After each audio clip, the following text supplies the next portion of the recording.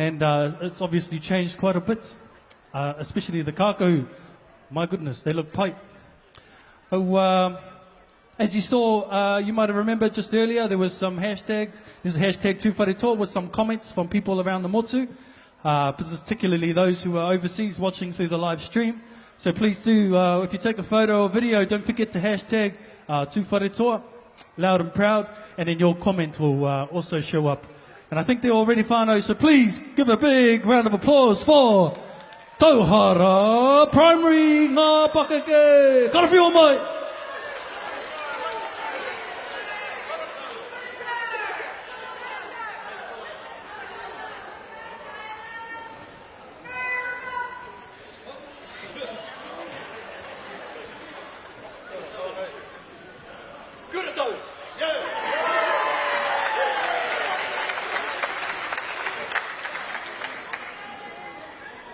Tarefa, ngā koe ngō ka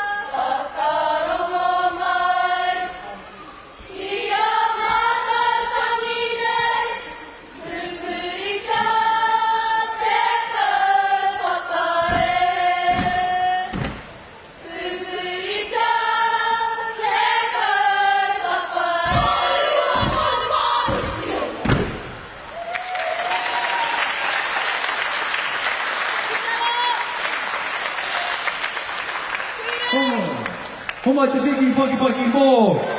Kurato.